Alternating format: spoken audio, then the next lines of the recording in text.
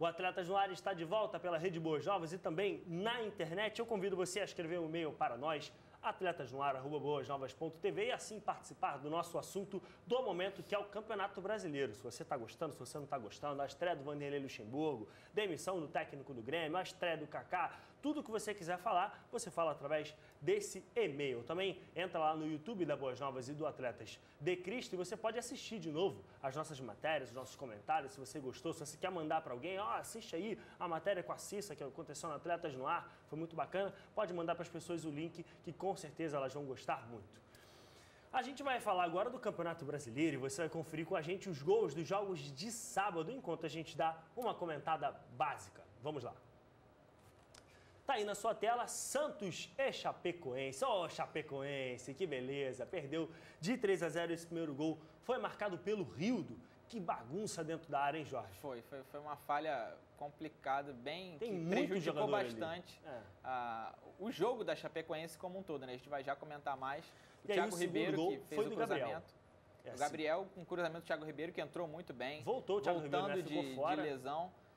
E jogou muito bem, principalmente ali pela ponta direita, que foi uma avenida para o Santos poder jogar. O gol do Diego Cardoso fechou esse jogo 3-0. Que beleza de jogo do Santos. O Santos que é um time bastante interessante. A gente vai comentar um pouco mais depois. E aí a goleada do líder, o Cruzeiro, é um timaço, meu amigo. 5-0 no Figueirense, nesse momento, lanterninha do campeonato. Era o jogo, teoricamente, mais previsível que a gente tinha nessa rodada, né? O primeiro gol foi do Lucas Silva, de pênalti. Isso. Com o líder isolado, jogando com alguém da zona de rebaixamento, as chances realmente eram muito complicadas para o Figueirense. O segundo gol foi marcado pelo Marquinhos, naquele chute muito bonito, e essa cabeçada do Dedé foi o terceiro gol. A gente vai ver agora o gol do artilheiro do campeonato, Ricardo Goulart. É o oitavo gol dele. Tem gente chamando ele de Ricardo Regular, hein? Eu escutei isso hoje. Nossa, lindo, adorei. Só que não. Para fechar, o gol do Dagoberto, que entrou no segundo tempo. Entrou e ainda teve tempo de fazer o quinto gol. O Figueirense tem agora a pior defesa do campeonato. Esse foi o 20º gol sofrido.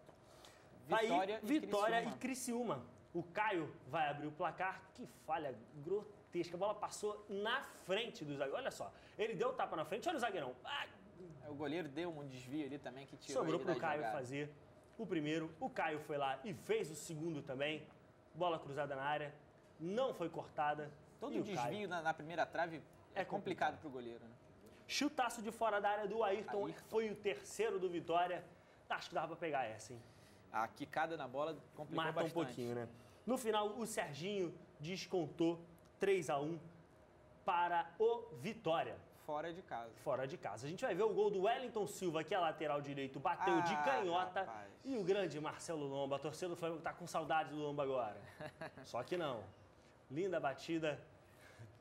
Olha, eu estou sem palavras para descrever. Ele já cai no chão com a mão no rosto. Eu estou sem palavras para descrever esse último gol. Bom, não que fosse fazer diferença, acho que o time do Inter teria vencido assim mesmo, mas acho que o Lomba podia ter dado uma contribuída. Vamos a Santos e Chapecoense. Você estava comentando muito bem sobre a volta do Thiago Ribeiro, que é um baita jogador. Reparafraseando o grande Neto. É um baita jogador. E entrou, fez total diferença nesse time do Santos. Eu acho que quando o Santos joga com ele e com o Gabriel, vai melhor do que quando o Leandro Damião tem jogado. Mas acho que ele não vem numa boa fase. Não vem numa boa fase. O Thiago Ribeiro ali pela ponta direita faz umas jogadas interessantes, como foi a jogada do gol do Gabriel, né? É verdade. A Chapecoense sofreu um pouco, principalmente por causa da falha ali naquele primeiro gol, como a gente pôde ver.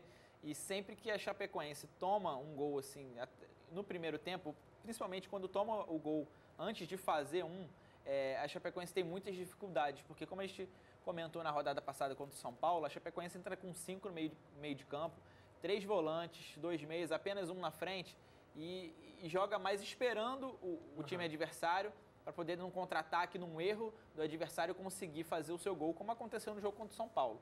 E aí, quando ela toma o primeiro gol, depois toma o segundo gol, começa a ficar complicado, porque a Chapecoense, apesar de estar um time acertadinho ali, principalmente na parte de trás, ela não tem tanto poder assim ofensivo para conseguir virar um jogo desse. O poder ofensivo, a Chapecoense está entre os times que menos fizeram gol nesse campeonato. São 8 gols marcados, tem aí um saldo negativo de -5, levou 13 gols em 12 rodadas. Então, a Chapecoense não é um time que faz muitos gols. Levou 2, aí complica babou, muito. né? Não que você esteja torcendo contra a Chapecoense. Não, e nem tô. Não é isso, Quero né? deixar bem claro, eu não estou torcendo contra a Chapecoense. Eu estou fazendo uma constatação só tá querendo de que a sua previsão se concretize, eu só estou colocando que a Chapecoense não vai chegar onde os torcedores gostariam que ela chegasse. Tem um elenco extremamente limitado.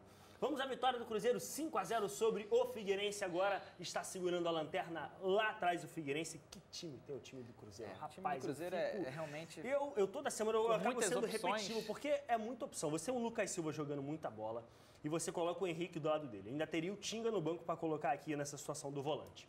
Nesse jogo, o Marcelo Oliveira, que é um excelente técnico também, mexeu muito bem no time, colocou o Dagoberto no segundo tempo, poderia ter colocado ainda o Júlio Batista e ele colocou o Marlone, que é uma opção interessante para ganhar velocidade. Além disso, o Marquinhos foi contratação do Vitória, que é um jogador que costuma ser um pouco irregular, mas chegou nesse time do Cruzeiro, assumiu a posição e está fazendo um excelente campeonato. Isso, eu fiquei até de falar isso na semana passada e acabei não falando sobre o Marquinhos. Ele não é isso tudo, não é aquele grande jogador. Ali bastante apagadinho. Bateu no Vitória, Flamengo, voltou pro Vitória. E aí no Vitória foi bem, mas aquilo, quando você chega num time...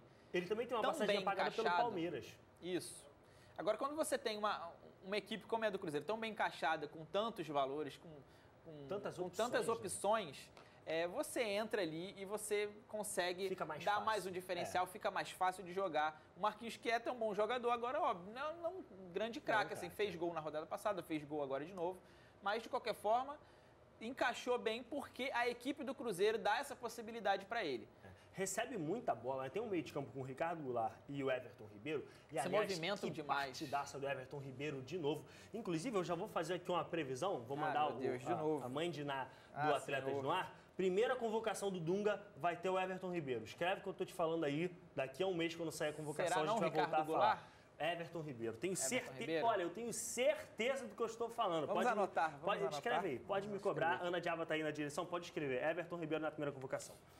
E eu queria comentar sobre também o sistema defensivo do Cruzeiro. No começo do jogo, o time do Cruzeiro, um pouco de dificuldade, talvez o gramado muito molhado, um time muito técnico, acaba tendo esse tipo de problema. Meu time de pelada jogou no domingo também, e a gente não conseguia encaixar porque a bola estava muito molhada, jogadores muito técnicos não conseguiam dar sequência às jogadas. E aí o time do Cruzeiro ficou com um pouquinho de problema. O Figueirense estava até na base do chutão para frente, criando algumas oportunidades. Mas tem uma defesa muito segura. O Dedé, acho que está voltando a ter uma boa fase, fez um primeiro semestre um pouco ruim. Tá ali jogando muito bem, tem o Manuel ainda para suprir, tem o Léo, tem o Bruno Rodrigo, tem opções na defesa também o time do Cruzeiro. Eu acho que é isso que sustenta um time ao título, né? Com certeza.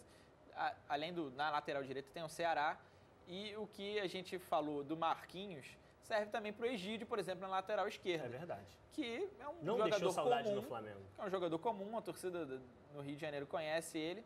É um jogador comum, mas que você vê que em vários momentos participa de forma importante nas jogadas do Cruzeiro. E aí, quando você tem esse time que acabou de falar do Marquinhos, a mesma coisa serve para ele. É verdade. Vamos em frente, vamos à vitória do Vitória por 3-1 sobre o Criciúma fora de casa. Excelente vitória do Vitória, tá precisando de uma vitóriazinha. Com Vitória que vence mais fora de casa do que dentro de casa. É incrível isso. De repente, não sei o que pode estar acontecendo. Talvez a torcida esteja pegando muito no pé de repente, determinados jogadores que são importantes. E aí o jogador e o time como um todo não consegue render muito bem dentro de casa. Isso às vezes acontece com alguns times. É até comum, principalmente no Campeonato Brasileiro. A gente acompanha bastante isso.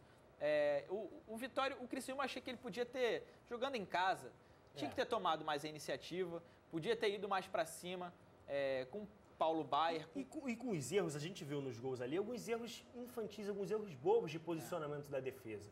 Eu estava comentando aqui sobre o Cruzeiro e eu realmente acredito nisso. A gente viu isso, um exemplo também muito bom na Copa do Mundo, que boas defesas fazem 50% do trabalho de se vencer um jogo.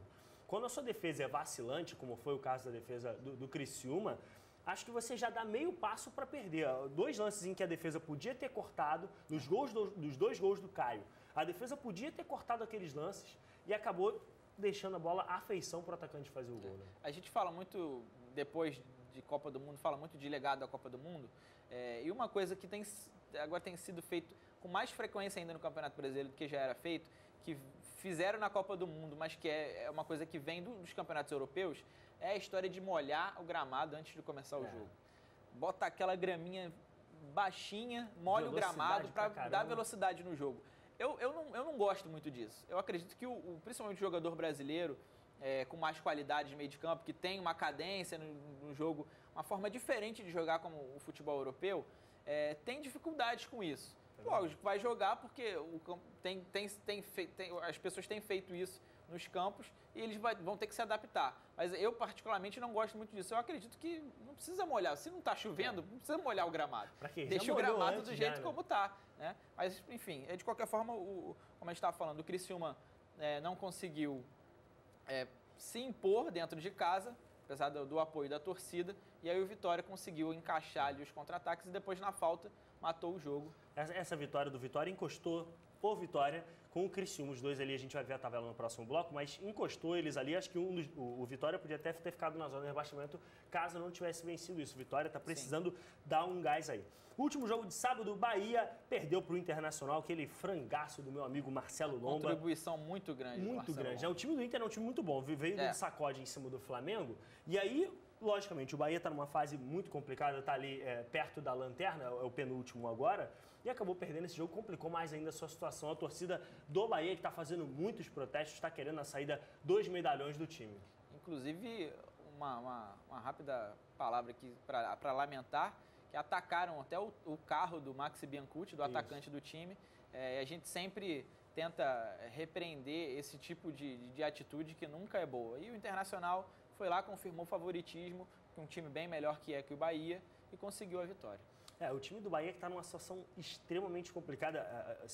Depois da saída do Talisca, que a gente estava comentando aqui, acho que o Talisca era o sopro de melhora nesse time do Bahia. De qualidade do meio para frente. Acho que sem o Anderson Talisca, o Bahia está numa situação extremamente complicada para sair dessa zona de rebaixamento. O Bahia hoje está bem ali coladinho, a gente vai ver a tabela no próximo bloco. Falar em próximo bloco, a gente está saindo para o intervalo e a gente vai conferir os gols do domingo. Na próxima rodada tem também os clássicos do campeonato e a reestreia do Kaká. Não saia daí, a gente volta já.